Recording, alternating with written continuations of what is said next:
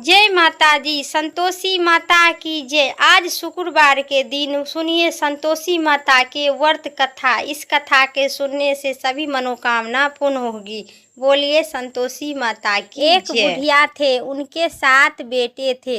6 कमाने वाले थे और एक निकम्मा था। बुढ़िया माँ 6 पुत्रों की रसोई बनाती थी, भोजन कराती थी और जो पीछे से जो कुछ बचता था सो 7वें को दे देती थी। 7वां पुत्र बहुत ही सीधा साधा था, मन में कुछ विचार न करता था। एक दिन वह अपनी बहू से बोला, देखो मेरी माता मुझ पर कितना कितना प्रेम है। वह बोली, क्यों नहीं, सबका झूठा बचा हुआ जो आपको खिलाते हैं। वह बोला, ऐसा हो ही नहीं सकता है। मैं जब तक अपनी आँखों से न देखूं मन ही नहीं मान सकता। बहू ने हंसकर कहा, तुम देख ही लो तब तो मानोगी। कुछ दिन बाद एक बड़ा त्योहार आया। घर में अनेक प्रकार के व्यंजन और चूरमा के लड्डू बने। वह जांचने के लिए सिर दर्द के बहाना बनाकर और पतला कपड़ा सिर पर ओढ़कर रसोई के घर में सो गया। कपड़े के से सब देख रहा था कि 6 भाई भोजन करने आया। उनके साथ देखा कि माँ ने उनके लिए सुंदर सुंदर आसन बिछाए। 7 प्रकार के रसोई पर से वह आग्रह कर के और खिला रहे थे। वह सब देख रहा था। 6 भाई भोजन कर के उठ गया। तब माँ ने उनकी झूठी थाली से लड्डू की टुकड़ी को एक बड़ा लड्डू बनाकर और जो बचा लड्डू बनाकर और साफ करके उनकी माँ पुकार रहा था, उठो बेटा, 6 भाई भोजन कर लिया है, अब तू ही बाकी है, उठ जा, तब कब खाओगे। वह कहने लगा, माँ मुझे भोजन नहीं करना है, मैं परदेश जा रही हूँ। माता ने कहे, कल जाता हो है सो आज ही चला जा। ऐसा सुनकर वह माँ से बोला, हाँ हाँ मैं जा रही हूँ। यह कहकर वह घर से निकल गया। चलते समय बहू के याद आई और वह गौशाला में खंडे थाप रही थी। उनके पास जाकर बोला, हाँ, वह बोला, मेरे पास तो कुछ नहीं, हम जावे परदेश, आवे कुछ काल बाद, तुम सही रहो, संतोष से रहो, धर्म अपने पला में बाँटो। बहू बोली, 2 निशानी अपनी देख दारू में, धीर शुरू में, बाती बारू में, सखियाँ मन बिछल है। वह बोला, मेरे पास तो कुछ नहीं है, यह अंगूठी है, से ले लो, अपनी कुछ निशानी मुझे दे दो। वह बोली, मेरे पास भी तुम्हें देने के लिए कुछ भी नहीं है। वह तो खंडा थाप रही थी और खंडा उसके कहा कि मेरा गोबर भरा हाथ है। उनके पीठ पर गोबर भरा हाथ से थाप उखाड़ मार दी। वह चल दिया। चलते चलते दूर देश में पहुंचा। वहां एक साहूकार की दुकान थी। वहां जाकर वह बोला, सेठ जी मुझे नौकरी पर रख लो। साहूकार के ज़रूरत थी सो साहूकार ने नौकरी पर रख लिया। उसने पूछा कि सेठ जी कितने पैसे मिलेगा। साहूकार ने कहा, काम देखकर दाम मिलेगा। उसने साहूकार की यहाँ नौकरी करने लगा। वहाँ सवेरे 7 बजे से रात 8 बजे तक काम करते रहा। कुछ दिन में दुकान का लेन देन, हिसाब किताब, ग्राहकों को माल बेचना, सारा काम संभालने लगा। साहूकार के 8-9 नौकर भी थे। सब चक्कर खाने लगे कि यह बहुत होशियार बन गया है। सेठ भी काम देखा और 3 महीने में ही अधिक मुनाफेदार बना दिया। 12 बरस में ही नामी सेठ जी बन गया और मालिक सारा कारोबार उस पर छोड़कर वह बाहर चला गया। इधर बहू की क्या बीतती है से सुन लीजिए। सास ससुर उसे बहुत दुख देने लगे। सारी गिरही का काम करवा रहे थे, उसके लकड़ी लेने जंगल में भेजा करते थे। इसी बीच घर की रोटी के आटे से जो भूसी निकलती थी, उसी भूसी की रोटी बनाकर रख दिया जाता था और फूटे नारियल के नरेली में पानी पिया जाता था। इसी तरह दिन बीतते गए। एक दिन वह लकड़ी लेने जा रही थी कि रास्ते में बहुत सी स्त्री संतोषी माता के व्रत करती दिखाई दी। वहाँ खड़ी होकर कथा सुनकर बोली बहन, यह तुम किस देवता का व्रत करती है और इसके करने से क्या फल मिलता है? इस व्रत को करने से क्या विधि है? यदि तुम आपने इस व्रत को विधान मुझे समझा देंगे तो हमारी आप पर बहुत एहसान होगी, हमारा बड़ा एहसान मानूंगी। तब उसने एक स्त्री बोली, सुनो, यह संतोषी माता का व्रत है। इसके करने से निर्धनता, दरिद्रता नाश होता है, लक्ष्मी आती है, मन की चिंताएं दूर होती है, घर में सुख होने का मन प्रशांत होता है और शक्ति मिलती है। निपुत्र को पुत्र की मिलता है, पति बाहर गया है तो शीघ्र ही घर आ जाता है, कुमारी कन्याओं को मनपसंद वर होती है और राजद्वार में बहुत सी दिनों से मुकदमा चल रहा है तो खत्म हो जाता है। कलह कलेश से निपुण होकर सुख शांति हो, घर में धन जमा हो, पैसे आया जाया कर में लाभ होता है, रोग दूर हो जाते हैं तथा और भी मन जो कुछ मनोकामना है सब इस संतोषी माता की कृपा से पूरी हो जाती है। इसमें तनिक भी संदेह नहीं है। कुछ पूछने लगी, यह व्रत कैसे किया जाता है, यह भी बता दो तो बड़ी ही कृपा होगी। स्त्री कहने लगी, 1.25 रुपया का गुड़ चना लेना, इच्छा हो तो 5.25 रुपया को लेना, अपनी सहूलियत के हिसाब से अनुसार लेना और परेशानी श्रद्धा और प्रेम से जितना भी बन सके उतना लेना। 5.25 पैसे से 5.25 आने तक, इससे भी ज़्यादा शक्ति और भक्ति अनुसार गुड़ और चना लेना। हर शुक्रवार को निहार रहा कर कथा कहना सुनना, इसके बीच कर्म न टूटे और लगातार नियम को पालन करते रहना। सुनने वाले कोई भी न मिले तो घी का दीपक जलाकर उसके आगे में पात्र को रख कर कथा कहना है, परंतु नियम न टूटे जब तक कार्य सिद्ध न हो। नियम का पालन करना और कार्य सिद्ध होने पर व्रत का भी माता का उद्यापन करना। 3 मास में माता पूरा न फल प्राप्त होती है तो यदि किसी को खट्टे न गृह कार्य हो तो माता भी 1 वर्ष का आवश्यक कार्य को सिद्ध कर देती है। कार्य सिद्ध होने पर ही उद्यापन करना चाहिए, बीच में नहीं। उद्यापन में 2.5 सेर आटे का खाजा और इसी परिणाम से खीर तथा चने की साग आटा 8 लड़के को भोजन कराना। जहाँ तक मिले देवर देवरानी जेठ जेठानी भाई बंधु कुटुंबर के लड़के को लेना मिले तो रिश्तेदारों और पड़ोसियों के लड़के को बुलाना और उन्हें भोजन कराना। यथाशक्ति दक्षिणा देना, माता का नियम पूरा करना। इसमें घर के कोई खटाई न खावे। यह सुनकर बुढ़िया की बहू चल दी, रास्ते में लकड़ी के बीज को बेच दिया और उस पैसे से गुड़ चना ले आई, व्रत की तैयारी कर दी। आगे चली और सामने मंदिर देखा तो पूछा, यह मंदिर किस का है? सब कहने लगा कि संतोषी माता का मंदिर है। देखा, पूछने लगी, यह मंदिर किस का है? यह सुनकर माता ने मंदिर में जा रहे थे चरण में लपटने लगी, विनती करने लगी कि माँ, मैं दीन हूँ, निपट हूँ, व्रत का नियम नहीं जानती हूँ, मैं बहुत ही दुख हूँ।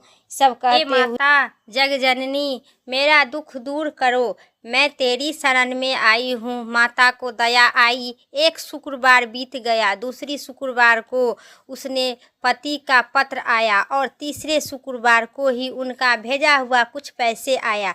यह देखकर जेठ जेठानी मुँह सिकुड़ाने लगे। इतने दिन बाद थोड़ा पैसा आया है, इसमें क्या बड़ी बात है। लड़के ताने देने लगे। काकी के पास तो पैसा भी आने लगा है, रुपया भी आने लगा है। अब तो काकी की खातिरदारी बढ़ेगी। अब तो काकी बोलने से भी नहीं बोलेगी।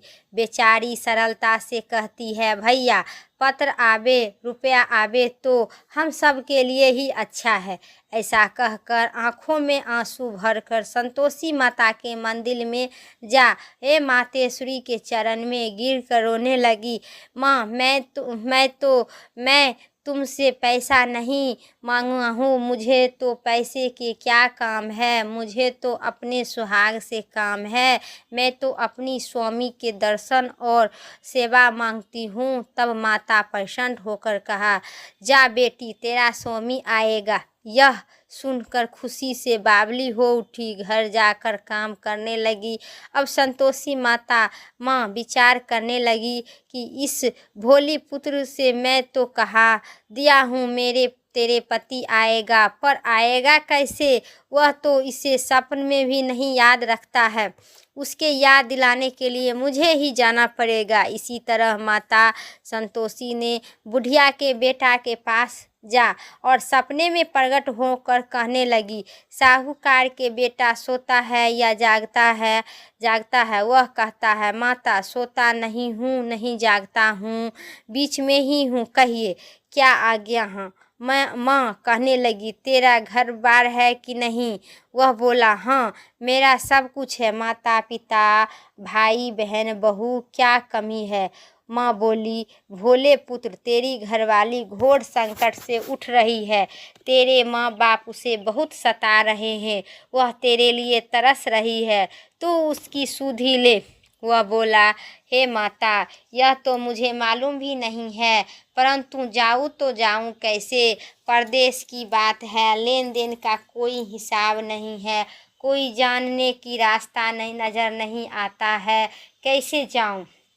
माँ कहने लगी, मेरी बात मान। सवेरे नहा धोकर संतोषी माता के नाम ले, घी का दीपक जलाकर दंडवत कर दुकान पर जाकर बैठा। देखते देखते लेन देन सब चुकता हो जाएगा और जमा माल भी बिक जाएगा। सांझ होते होते धन ढेर लग जाएगा। सब तो आपको सवेरे उठकर और दिल्ली सब भाई ही जल्दी उठकर मित्र बंधुओं से अपने सपने की बात कही। वह सब उनकी बात अनसुनी कर दी और दिल उड़ाने लगी। कही, सपने में भी सच होता है। एक बुढ़िया बोला, देखो भाई मेरी बात मानो, इस तरह सच झूठ को पर्दा लगाने के लिए देवता जो जैसे कहे हैं वैसे ही करना।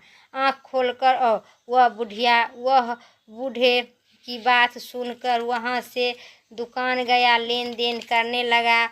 शाम होते होते उसे सभी माल बिक गया। नहा धोकर दंडवत गाय के दीपक जलाकर दुकान पर बैठा।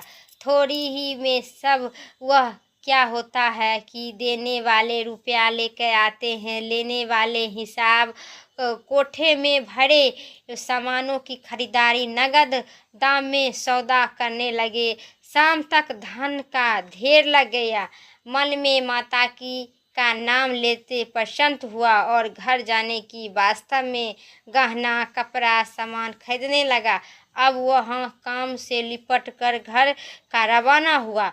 वह बुढ़िया बहू बेचारी जंगल से लकड़ी लेने जा रही थी। लौटते वक्त माता के मंदिर पर विश्राम करती थी। वह तो उनका रोज रुकने का स्थान ठहरा था।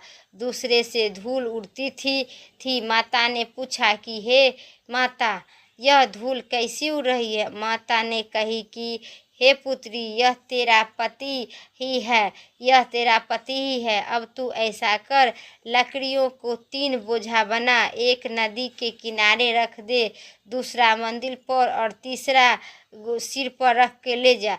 तेरे पति को देखने लगी कि गंडा देखा और ले जा का दूसरे मेरे मंदिर पर रखो कर मोह पैदा करा, वह वहाँ रुकेगा, नाश्ता पानी बनाकर खाकर माँ से मिलकर जाएगा। तू लकड़ी का बोझ उठाकर जाना और बीच चौक पर गंडा डालकर 3 आवाज लगाना, लो सासू जी भूसी के रोटी दो, नारियल की खप्पे में पानी दो, आज कौन सा मेहमान आया है। माँ की बात सुनकर वह बहुत अच्छा माताजी कहकर प्रसन्न मन से लकड़ियों को 3 गंडे ले आई हूँ। यह जानकर एक नदी के तट पर एक माता के मंदिर पर रखा। इतने में ही वह मुसाफिर आ पहुँचा। सूखी लकड़ी को देखकर उनकी इच्छा हुई कि अब यहीं निवास करे और भोजन बनाकर खा पीकर गांव जावे। इसी प्रकार भोजन खाया, विश्राम ले वहाँ गांव को गया। उसी समय बहू सिर पर लकड़ी का गंडा लिया आता था। उसे आंगन में डालकर जोर जोर से 3 आवाज देती थी, लो सासू जी, लो लकड़ी का गंडा लो, लेके आई हूँ। उसी आंगन में रखकर जोर जोर से लकड़ी के गंडा लो, भूसी की रोटी दो, नारियल की खप्पे में पानी दो, आज कौन सा मेहमान आया है। यह सुनकर उनकी सास अपने दिए हुए कष्टों को भूलने हेतु कहती है कि बहू ऐसा क्यों करती हो, तेरा मालिक ही तो आया है, बैठ मीठा भात खाकर अच्छे कपड़े पहन, गहना पहनकर। इतने में आवाज़ सुनकर उनकी स्वामी बाहर आता है और अंगूठी देखकर व्याकुल हो उठता है। माँ से पूछता है कि यह कौन है। माँ कहती है, बेटा तेरी बहू आज से 12 वर्ष हो गया है। जब से तू गया है तब से सारे गांव में जानवर की तरह भटकती है, फिरती है, काम काज घर का कुछ नहीं करती है, 4 समय के खाना खा जाती है। अब मुझे देख भूसी की रोटी और नारियल की नवेली की खप्पे में पानी मांगती है। वह लज्जित से बोला, ठीक है माँ, मैं इसे भी देखता हूँ और तुम्हें भी देखता हूँ, अब मुझे दूसरे घर की चाबी दे, उसी में मैं रहूँगी। तब माँ बोली, ठीक है बेटा, जैसी तेरी मर्जी। यह कहकर माँ चाबी के गुच्छा पोटली दे दिया। उसने लेकर दूसरे कमरे में जाकर तीसरे मंजिल के ऊपर रूम खोलकर रहने लगा। यह कहते हुए माँ ने चाबी के गुच्छा पटक दिया। उसने लेकर दूसरे कमरे में जो तीसरे मंजिल के ऊपर था खोलकर सारा सामान रखा। एक दिन में ही वह राजा के महल जैसा ठाट बाट से रहने लगा। अब क्या होता है, वह सुख भोगने लगी। इतने ही में पति से बोला, अगला शुक्रवार आया। उसने अपने पति से कहा, मुझे माता के उद्यापन करना है। उनका पति बोला, बहुत ही अच्छा है, बहुत अच्छा, खुशी की बात है। तुरंत ही तू उद्यापन की तैयारी करने लगी। जेठ के लड़के को भोजन के लिए कहने गई। उसने मुंह सिकुड़ाकर मंजूर किया, परंतु पीछे से जेठानी अपने बच्चों को सिखाती है कि अरे भोजन के समय जब लोग खटाई मांगता है जिससे उनका उद्यापन पूरा ना हो सके, लड़के का जी न भाए, लेकिन खीर पेट भर कर न खा पाएंगे। परंतु बाद याद आता है कि कहने लगा, हमें कुछ खटाई खाने के दे दो, खीर खाना मुझे भाता नहीं है, देखकर अरुचि आता है। लड़के के उठ खड़ा हुआ। वह बोले, पैसा ले लो। भोली बहू ने जानती नहीं थी कि उन्हें पैसा दे दी। लड़के ने उसी समय उठकर और दुकान जाकर इमली खरीद कर खा ली। यह देखकर बहू पर माताजी की बहुत ही प्रकोप किया। राजा ने दूत के पति को पकड़ के ले गया। जेठ जेठानी मन ही मन खरी खोटी वचन सुनाने लगी। लूटपाट कर जो धन लाया है, इकट्ठा किया है, सो राजा ने दूत से पकड़वा कर ले गया। अब सब मालूम पड़ेगा। जब डंडा जेल के हवा खाएगा तब मालूम पड़ेगा। बहू से यह वचन सहन नहीं हुई। रोती रोती माता के मंदिर में गई और कहने लगी, माता तुमने यह क्या किए, हंसा कर रुला दिए। माता बोली, पुत्री तू उद्यापन करके मेरा व्रत भंग किया है, इतनी जल्दी सब बात भूल गई। वह कहने लगी, माता भोली हूँ ना कुछ अपराध किया हूँ। मुझे तो लड़के को भूल डाल दिया है। मैं भोली हूँ और मैं अपराध किया हूँ जो उन्हें पैसे दे दिया। मुझे क्षमा करो माँ।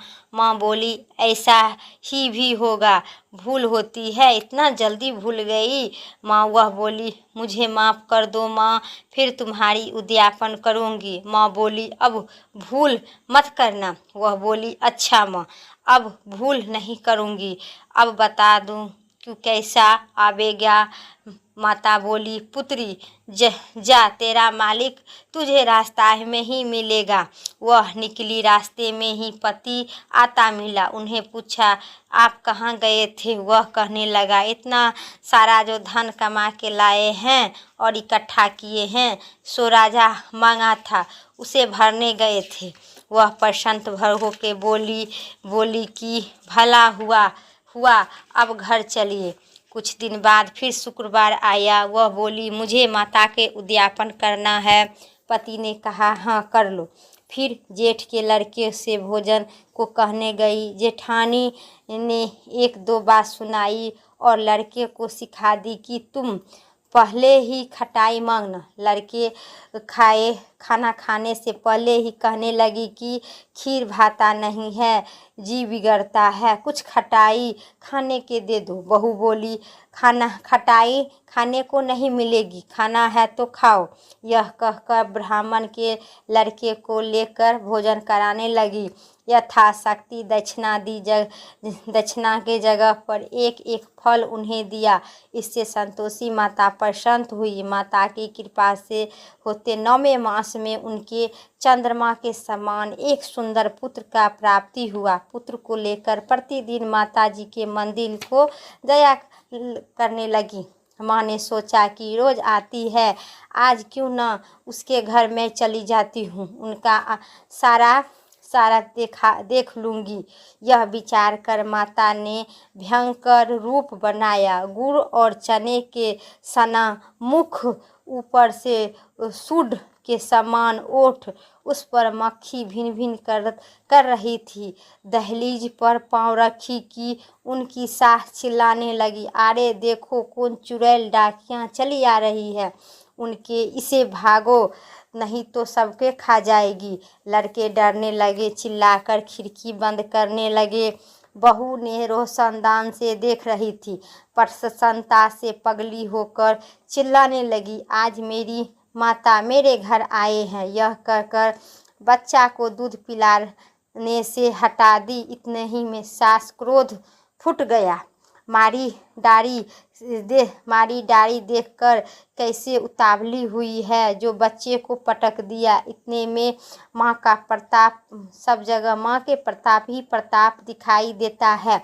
लड़के नजर आने लगी। बहू बोली, माँ जी मैं इनका व्रत करती थी, यह माता संतोषी है। इतना ही कहकर झट से सारे घर की किवाड़ खिड़की खोल दी। सबने माता के चरण पकड़ लिया और विनती करने लगी और कहने लगी, हे माता, हम मूर्ख हैं, हम अज्ञानी हैं, तुम्हारे व्रत का विधान नहीं जानते थे, तुम्हारे व्रत में भंग करे हैं, हमें बड़ा अपराध किया है, हमें हे माता हमारा अपराध को क्षमा करे। इसी प्रकार माता प्रसन्न हुई। हे माता, बहू को जैसे फल दिए हैं वैसे ही सबको देना।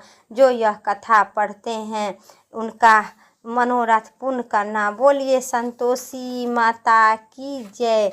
हे संतोषी माता, जैसे उस बुढ़िया के बहू के फल दिए हैं उसी प्रकार का कथा सुनने एवं कथा पढ़ने समस्त जगत को इसी प्रकार को मनवांछित फल की प्राप्ति देना। बोलिए संतोषी माता की जय, जगत जननी की जय। अब सुनिए संतोषी माता की आरती।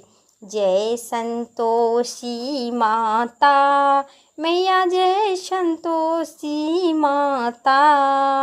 अपने सेवक जन को, अपने सेवक जन को सुख संपत्ति दाता। जय संतोषी माता।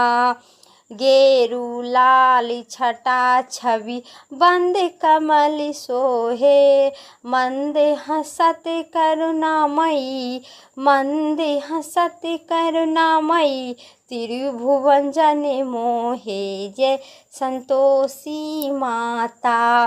सुंदर चीर सुनहरा माँ धारण किन्हो। हीरा पन्ना दम के तन सिंगार ली हो। जय संतोषी माता।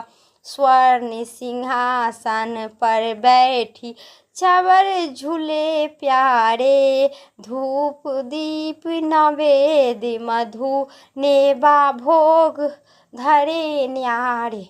जय संतोषी माता। गरुड़ अरुचना परम प्रिया तमे संतोषी कियो।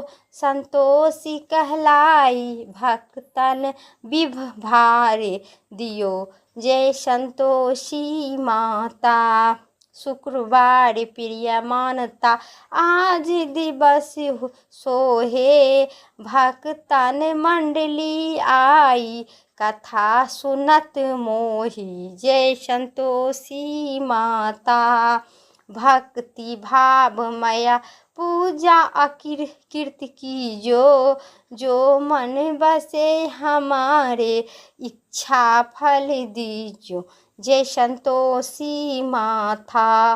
दुखी दरिद्रता रोगी संकट मुक्त कियो। बहु धन धन भरे घर सुख सौभाग दियो। जय संतोषी माता। ध्यान धरो जाने तेरी मन वांछित फल पावे। पूजा कथा सरवन करे घर आनंद आवे। जय संतोषी माता। शरण कहे की लाज रखियो जगदम्बे। कष्ट तू ही निवारे दयामयी अम्बे। जय संतोषी माता। संतोषी माता की आरती जो कोई जन गावे। मैया जो कोई जन गावे।